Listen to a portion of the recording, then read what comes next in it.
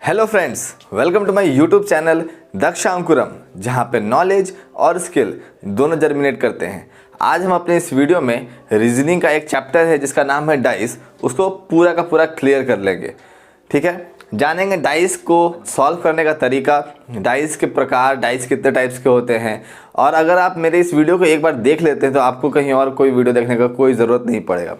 ठीक है, आप बस क्या कीजिएगा, एक बार आप कॉपी निकाल लीजिए, पेन निकाल लीजिए और हम जो भी बताएंगे यहाँ पे उसको आप नोट डाउन करते रहिएगा। उसके बाद आपको कहीं और का वीडियो, मेरा ही खुद का वीडियो देखने का कोई ज़रूरत नहीं है। आप डाइस एक बार में बहुत ही अच्छे तरीके से सीख जाइएगा। तो चलिए जानते हैं डाइस के बारे में। वीडियो में आगे बढ़ते हैं। वीडियो में आगे बढ़ने से पहले अगर आप मेरे चैनल पर नए हैं तो मेरे चैनल को लाइक करें, सब्सक्राइब करें, साथ ही साथ बेल आइकन दबाना ना भूलें ताकि आपको आगे आने वाले सारे वीडियोस के नोटिफिकेशंस सबसे पहले मिले। तो चलिए डाइस पढ़ते हैं।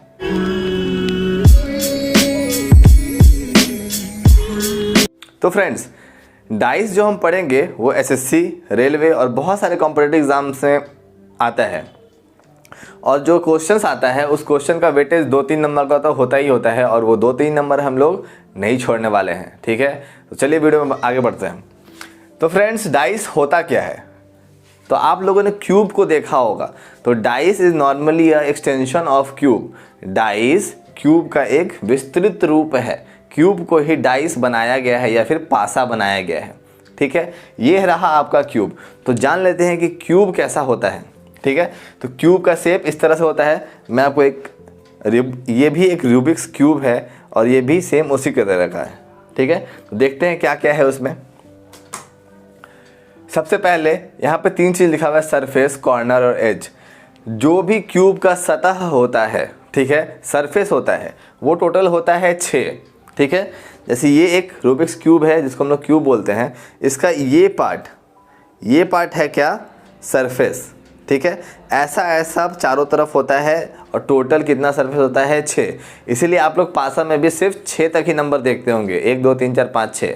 ठीक है, अगर छक्का आता है लूडो में तो आप घर से बाहर निकल जाते हैं। ठीक है, तो ये सरफेस कितना होता है? 6।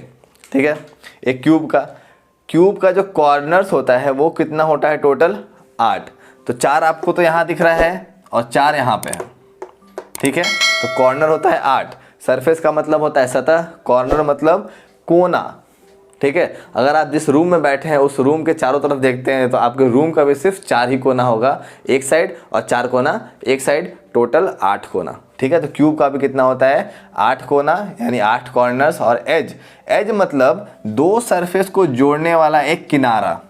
ठीक है, ऐसा किनारा क्यूब में 12 होता है। जैसे कि ये क्यूब है। ठीक है, इस क्यूब में 2 सरफेस दिख रहा है, एक इधर है एक इधर है। ठीक है, तो इस 2 सरफेस को जोड़ने के लिए ये एक किनारा कॉमन है। ठीक है, तो इसको बोलते हैं एज, मीन्स किनारा। और ये टोटल कितना होता है? 12। ठीक है, देखते कैसे? 1 2 3 4, 4 इधर 4 उधर, 8 और एक 9 10 11 और 12। ठीक है, तो डाइस नॉर्मली एक क्यूब का विस्तृत रूप है। अगर आपको डेफिनेशन लिखना है तो कॉपी में जरूर लिखिएगा कि dice is extension of cube which have different number on it's faces. Dice एक क्यूब का विस्तृत रूप है जिसके सारे के सारे सरफेसेस पे या फेसेस पे नंबर लिखा रहता है। ठीक है, लेकिन फ्रेंड्स, जब हम डाइस पढ़ेंगे तो हम जब क्वेश्चन को सॉल्व करते हैं तो सिर्फ वहाँ नंबर ही नहीं लिखा रहता। कभी कभी डाइस पे कलर होता है, जैसे कि इस डाइस पे आपको दिख रहा है चारों तरफ अलग अलग कलर। ठीक है, तो कलर होता है। इसी डाइस पे अगर आपको अल्फ़ाबेट लिख दे तो अल्फ़ाबेट हो जाएगा। ठीक है, सिंबल्स भी दे सकता है। ठीक है, तो नॉर्मली डाइस का जब हम लोग क्वेश्चन सॉल्व करेंगे तो इस नंबर के अलावा अल्फ़ाबेट, सिंबल्स एंड कलर्स, इन सब का भी यूज़ होता है रीजनिंग के पोर्शन में।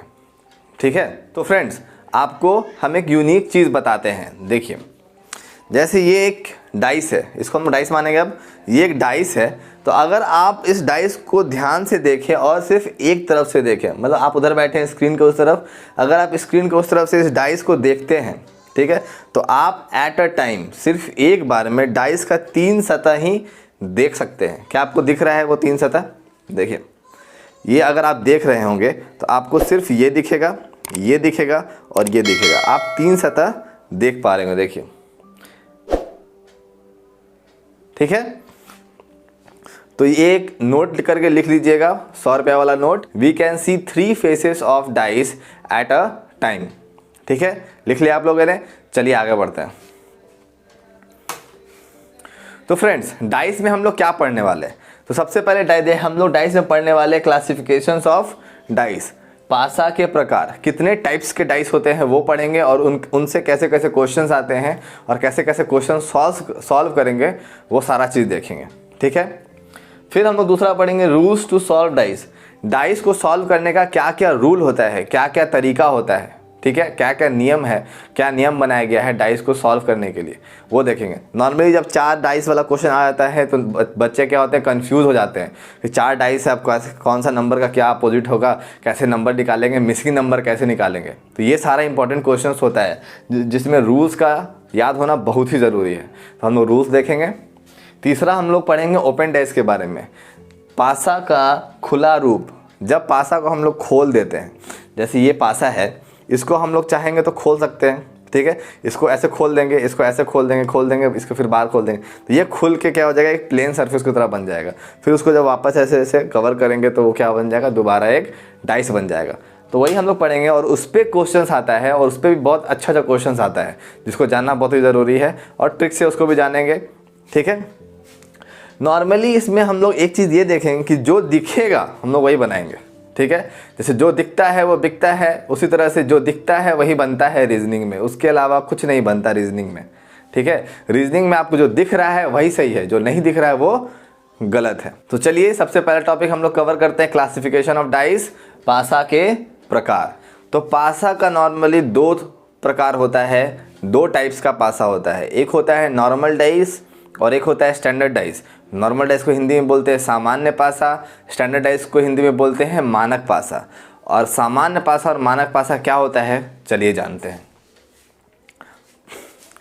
सामान्य पासा यानी नॉर्मल डाइस, सामान्य पासा में क्या होता है, sum of opposite faces is not equal to 7। मतलब कि एक पासा है, ठीक है, अभी मैंने बताया कि पासा का सिर्फ 3 सतह को हम लोग दे सकते हैं, इसलिए जब भी पासा बताएंगे हम लोग तो 3 सतह को ही लेके आगे बढ़ेंगे, क्योंकि 3 सतह तो हम लोग देख नहीं सकते।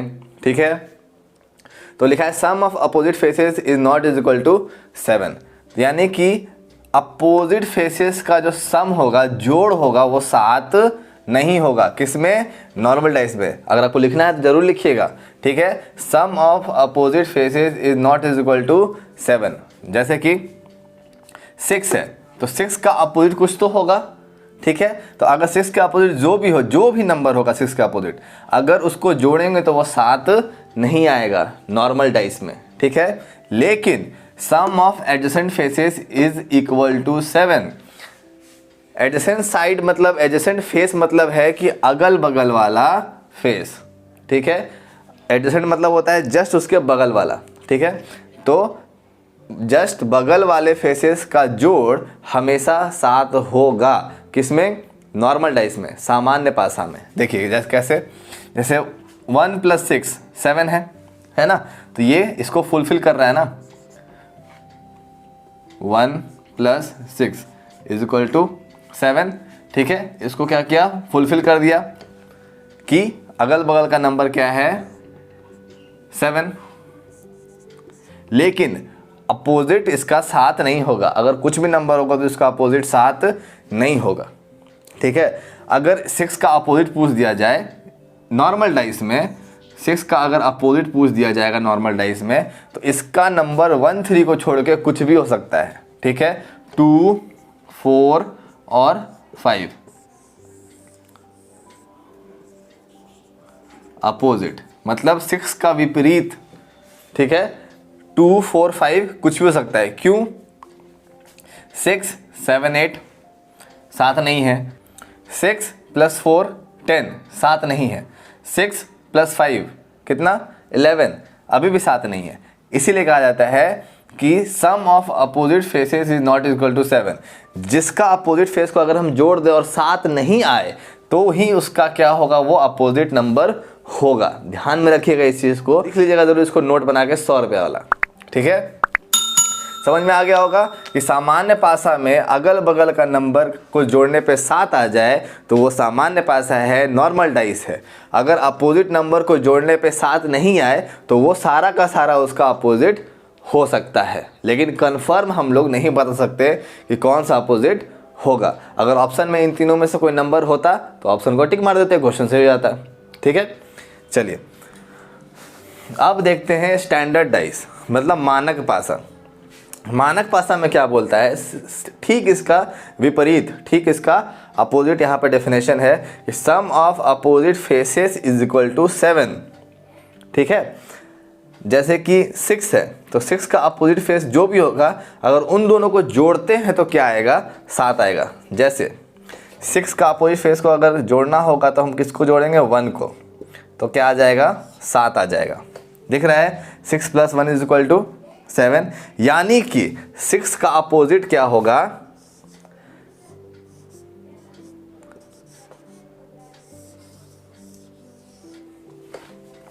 यानी कि 6 का अपोजिट क्या होगा, 1।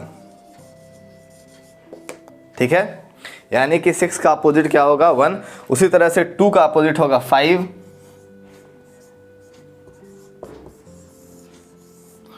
उसी तरह से 3 का अपोजिट हो जाएगा 4।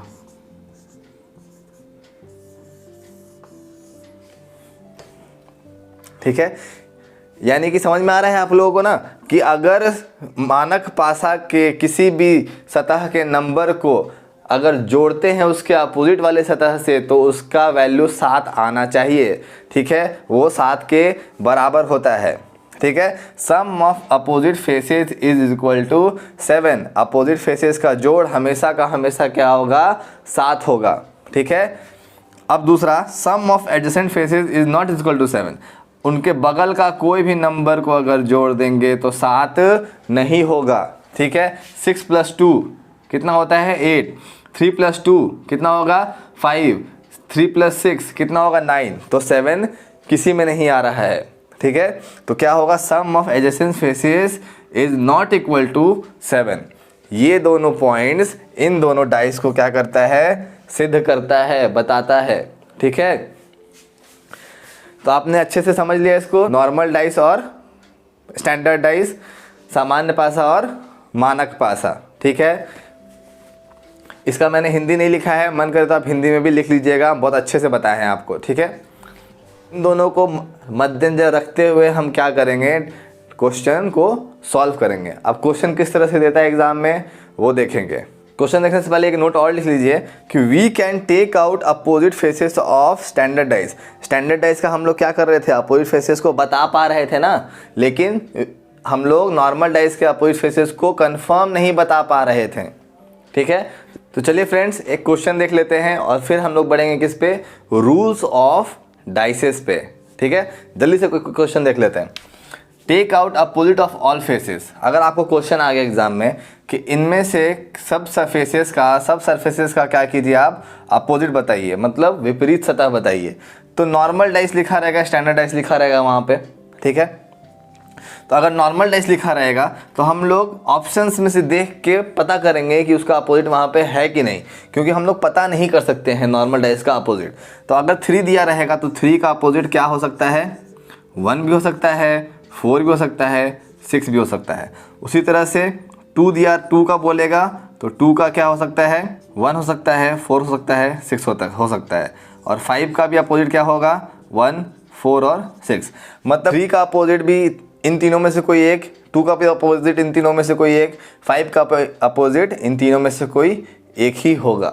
ठीक है, अगर 3 का अपोजिट यहाँ पे 4 हो जाता है तो 2 का अपोजिट 1 और 6 में से कुछ होगा, क्योंकि फिर ये क्या हो जाएगा, कट जाएगा। अगर 2 का अपोजिट फिर से तुम 1 हो जाता है तो फिर क्या होगा, इसमें से 1 कट जाएगा और फिर 4 भी कट जाएगा, तो 5 का क्या बचेगा, 6। तो इस तरह से क्वेश्चन अगर आता है तो हम एग्जाम्पल देख के नॉर्मल डाइस को सॉल्व करेंगे।